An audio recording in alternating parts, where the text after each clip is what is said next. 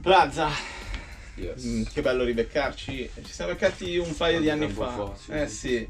Ed era un Plaza diverso, il Plaza di 20. Più piccolo. Più piccolo, è stata una bella chiacchierata.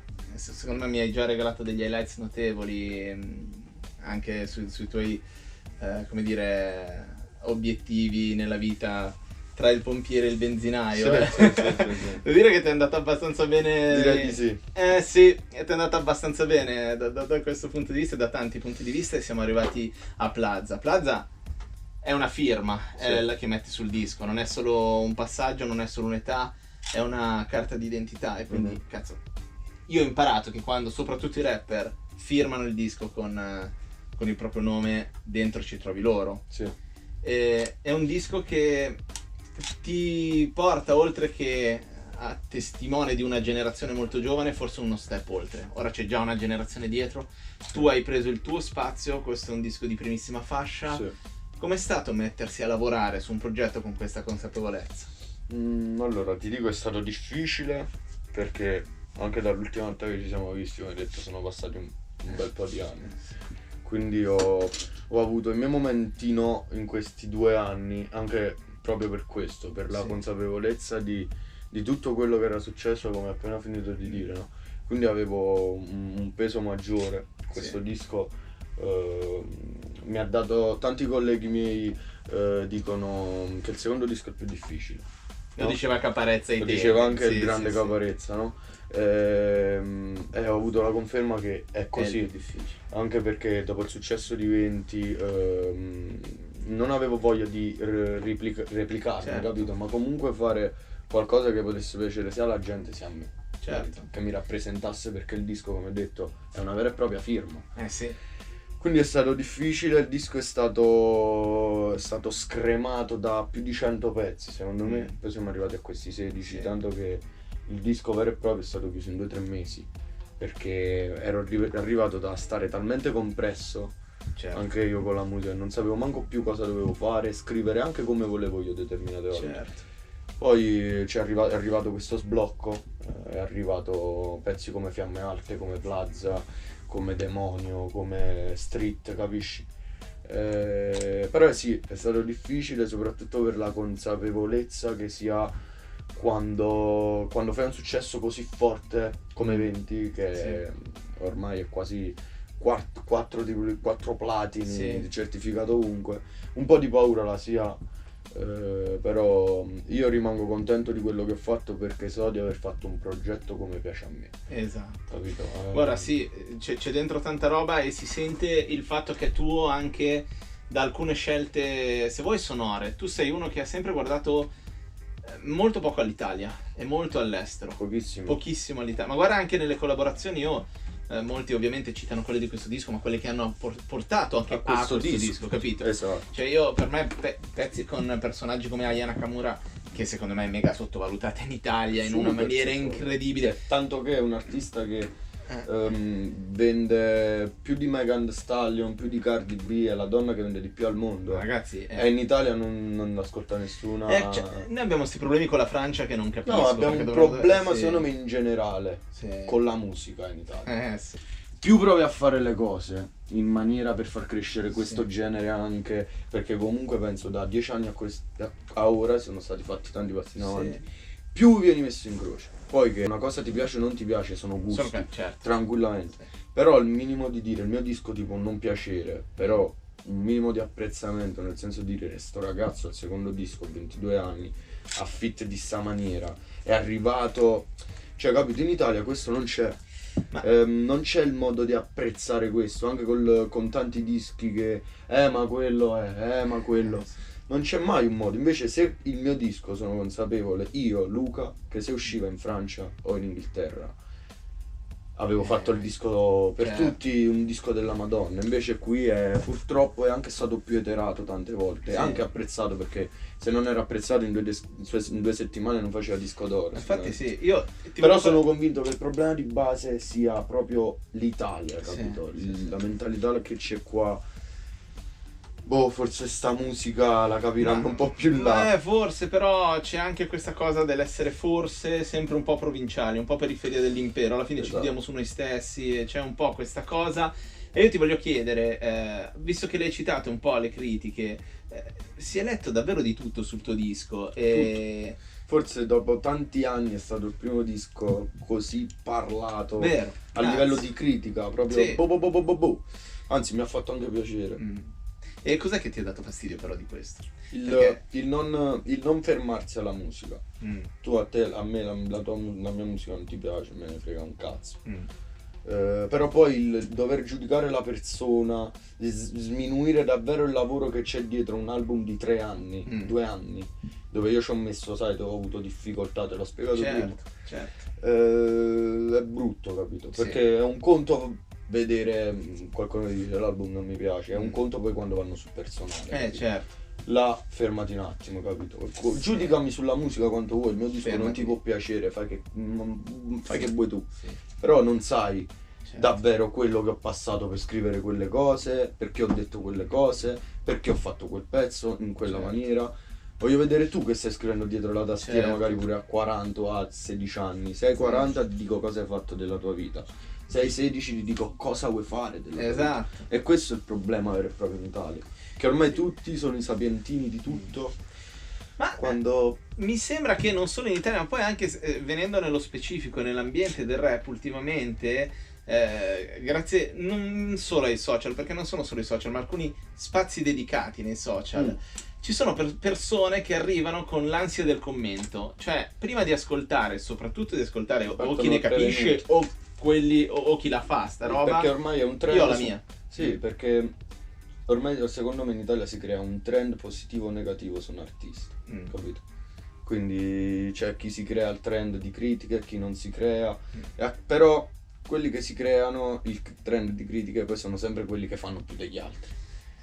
Nonostante siamo i più criticati da tutti, siamo quelli che vendiamo di più e spacchiamo più degli altri. Secondo me c'è anche da invertire un po' questo punto di vista. Io con questo disco voglio proprio far capire questo, invertire questo, capito? Far capire che in Italia non c'è solamente gente, ora stiamo criticando tutto, ma c'è anche gente che questa roba l'apprezza e la vuole sentire, capito? Certo, solo che ovviamente l'hating andrà sempre a svilupparsi di più di uno che ti supporta realmente.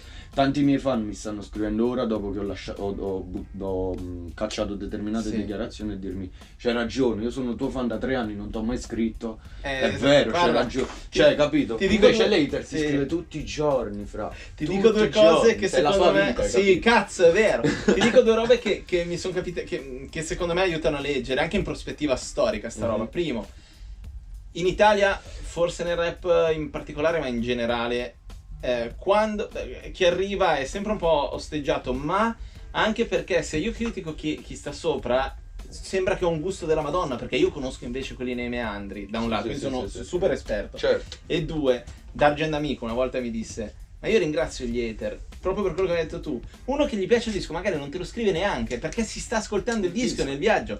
L'hater te lo scrive un giorno, te lo scrive il giorno dopo, te lo scrive il giorno dopo. Mica ti fa cagare tutti i giorni. Infatti, tutti i giorni. Le leggende parlano e infatti hai detto una grandissima cosa. Alla fine penso che da ogni parte ci sia l'hating. Solo che qua in Italia, visto che questo genere è così nuovo, così da poco uscito, tutti cercano sempre qualcosa da dire. Io sono convinto che io faccio parte di una generazione già diversa da altri rap, perché ci sono ora come Rondo, che è mio fratello, capito? Io sono 98, lui è 2002, capito? Per farti capire. Però cambia. Però io sono su quel vagone là, sono così tra le due generazioni e vedo che tramite queste generazioni si può arrivare anche a un cambio generazionale, secondo me proprio mentale in Italia. Perché 10 anni fa anche una cultura più di colore in Italia non era ben vista, capito? Invece ora si sta sviluppando molto di più e io ne sono solo più che contento di questa cosa. A me fa schifo che delle altre culture non possono venire in Italia, appropriarsi anche loro e dire io sono italiano, e anche noi appropriarci della loro cultura per essere un paese europeo, internazionale. Qui in Italia questa cosa non c'è. Io sono convinto che anche grazie a queste nuove generazioni questa cosa può avvenire,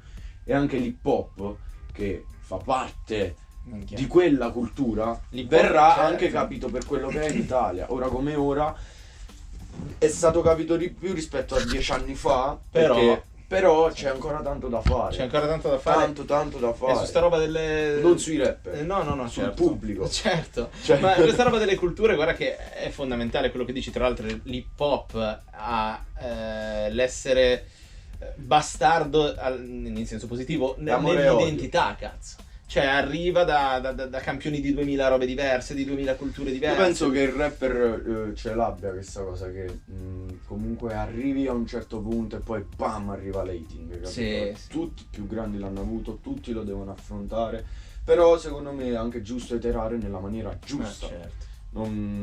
Senza mai giudicare la persona, ma giudicare la musica. A me, ad esempio, io sono un grandissimo fan di Playboi Carti. Sì. A me il suo ultimo disco non mi è piaciuto. Ok.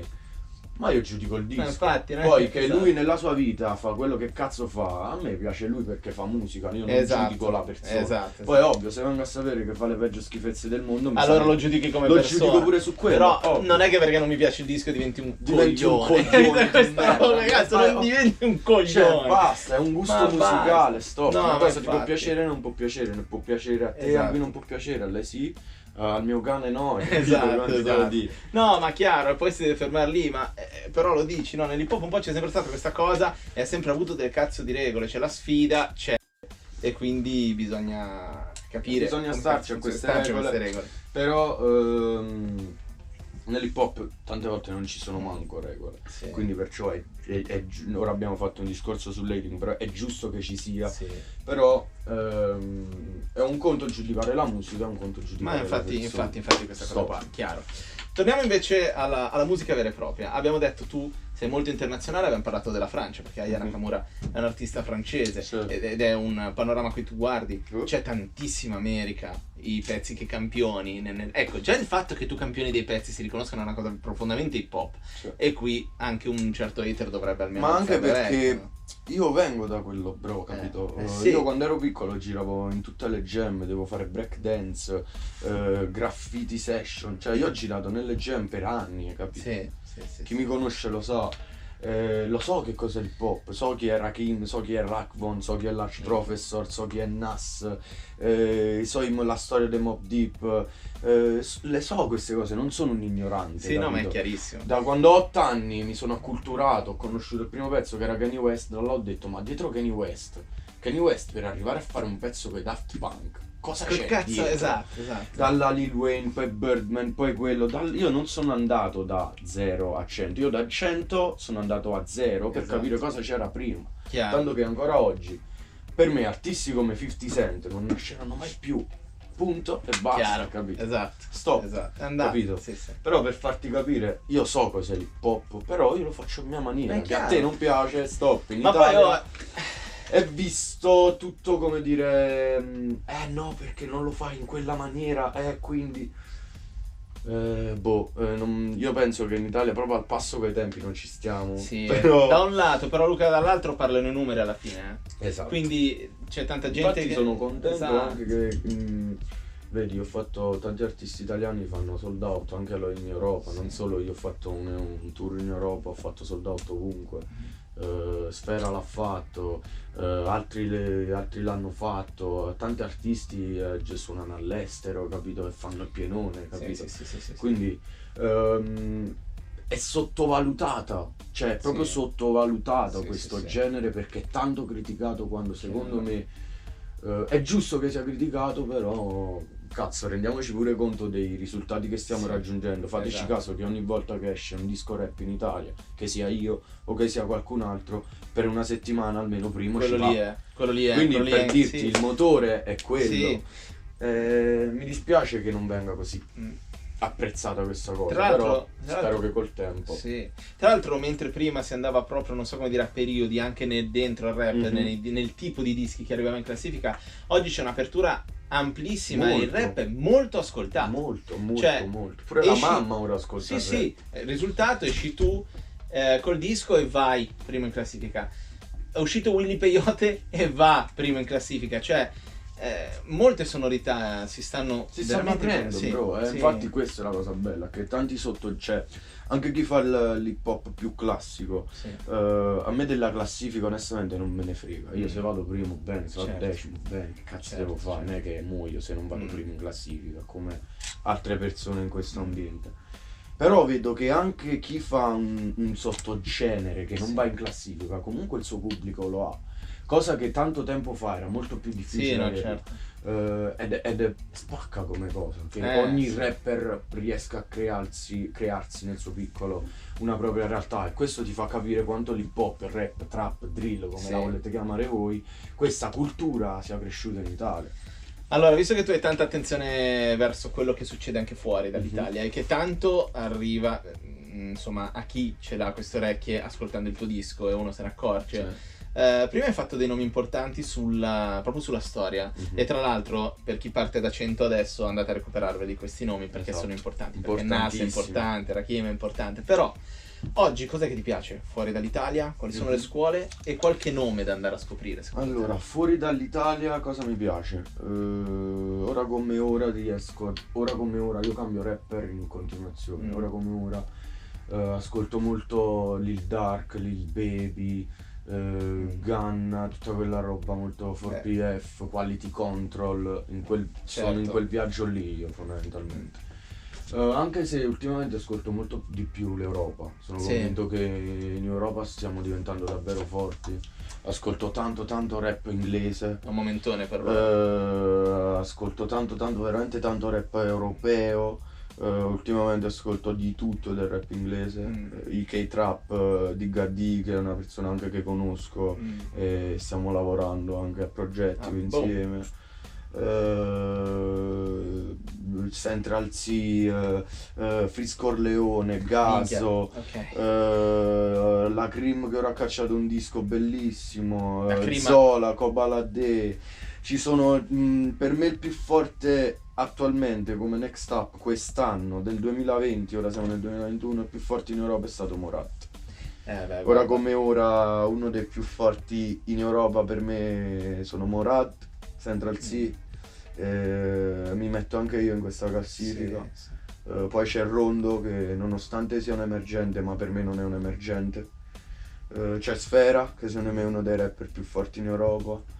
Ce ne sono tanti in Europa che spaccano, quindi non ti so dire precisamente cosa ascolto, però c'è roba, c'è tanta roba rispetto all'Italia, c'è tanta roba, capito? Chiarissimo. Anche in Italia c'è, però per ascoltare anche suoni diversi, capito? Comunque è giusto anche avere un occhio anche all'estero per magari fare un pezzo diverso ogni tanto. Io il sample l'ho trovato anche, ho avuto questa ispirazione tramite un mio amico che aveva ascoltato una cosa del genere fatta in America. Ho detto, ma perché non lo facciamo pure noi? Cazzo, sì. Poi abbiamo fatto gli sbatti per avere il sample, e abbiamo fatto il pezzo. Esatto, comunque sono idee che ognuno ha le proprie ispirazioni. Io ho le mie ispirazioni, tu hai le tue ispirazioni, capito? Chiarissimo.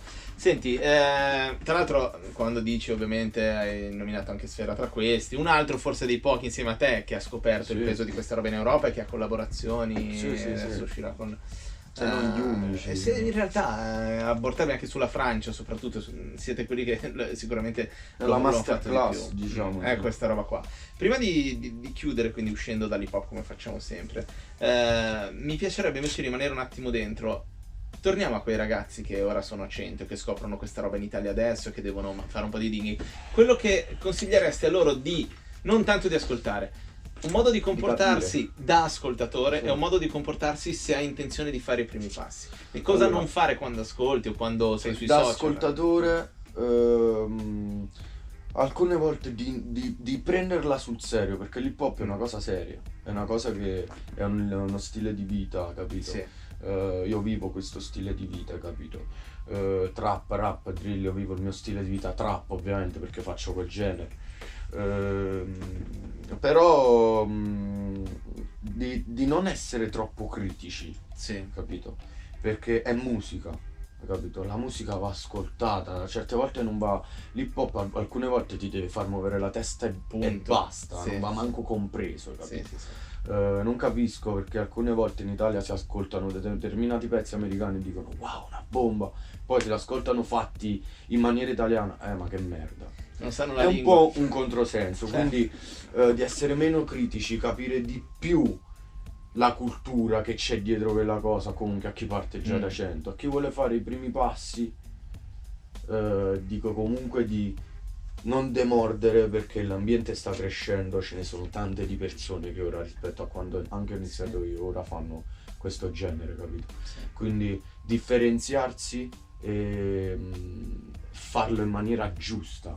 Puoi fare anche la roba che fanno tutti, ma se tu la fai in maniera che spacchi più degli altri, tu spacchi. E te li mangi, Punto. Quindi questo è l'unico consiglio che do. Okay. E poi io quando avevo 10 anni mi sentivo che diventavo un rapper, non a questi livelli, le mie aspettative sono state superate, però me lo sentivo, capito? Se ti senti sto fuoco dentro, qualcosa la raggiungi, fratello. Quindi oltre al consiglio che posso dare, che non è un consiglio, che se spacchi non è bisogno di fare 3000 giri, ma se spacchi qualcuno se ne accorgerà di te prima o poi, come è successo a me. È quello proprio di non mollare e di credere, perché alla fine, frate, se c'è il fuoco dentro e te lo senti che tu a quell'obiettivo ci arrivi, tu ci arrivi, fra. Poi anche io anche mi sentivo di arrivare a fare il rapper, ma non mi sarei mai aspettato di diventare un rapper europeo, un rapper più internazionale. Quindi di poi che quando sono ora, di non avere problemi più economicamente parlando, questo non me l'aspettavo, capito? Quindi quando poi il fuoco c'è, buttare legna, perché può solo crescere. Può solo crescere. Allora, per chiudere, Luca, come al solito usciamo dall'hip hop e ti faccio due domande. Una riguarda la musica, quindi preparati quello che stai ascoltando fuori dall'hip hop adesso, e l'altra riguarda te, ed è molto semplice, anche se in questo periodo è una cazzo di domanda che è diventata complicata, ed è: come stai? Allora, il come stai, partiamo dal come stai. Sto bene, anche perché il disco è uscito, in 2 settimane abbiamo fatto disco d'oro, i numeri parlano, i chiacchieroni li lasciamo parlare, come abbiamo detto, e è un periodo difficile perché ovviamente sono consapevole che tante cose mi mancano, come fare i live, anche un semplice viaggio, farsi una serata con i propri amici, festeggiare comunque tutto quello che è successo in questi mesi. Ed è un po' un periodo difficile per tutti, mi sa, non solo per me, ma per tutti. Anzi, mi ritengo fortunato nella posizione in cui sono, di poter comunque stare in studio e lavorare con la musica, che è la mia passione. Cosa mi ascolto fuori dal rap adesso? Ascolto molto afro, molta roba tipo Wizkid, Burna Boy, quello stampo lì, hai capito? Io non spazio mai tanto, io ascolto rap, trap e roba black, punto, stop. Ovviamente non sono il cazzo di rapper, no, non vedo Sanremo, io Sanremo lo vedo, mi piace, soprattutto in questo periodo che non si può fare un cazzo, lo vedo, mi piace, è bella per i miei colleghi che ci vanno, io non ci andrei mai perché non penso che non verrei mai capito lì. Però se c'è qualche pezzo italiano che mi piace lo ascolto. Ultimamente mi è piaciuto un pezzo di Un Blanco, Possibile, può essere, sì. Un pezzo da solo che ha fatto lui, che è fuori dai miei schemi, però spacca, lui spacca, capito? Però non ascolto molta roba diversa dal rap trap italiano, capito? Se ascolto roba estera, vedi Wizkid, Burna Boy, roba black, ascolto Lil TJ, che comunque ha collaborato anche con me, ma comunque ha una voce più melodica, Summer Walker. Insomma, il viaggio è proprio quello il lì. Viaggio è black, capito? È chiaro. Non ascolto molto non ascolto molto fuori da questo mondo, perciò ti dico, se c'è qualcosa che mi piace in Italia, bene, capito? Però non è che me la pompo tante volte. Sì, chiaro. Luca, grazie mille di questa chiacchiera, speriamo di beccarci davvero presto, magari in un contesto diverso, cazzo, in un bel concerto, cazzo, ce lo auguriamo davvero. Grazie, Luca.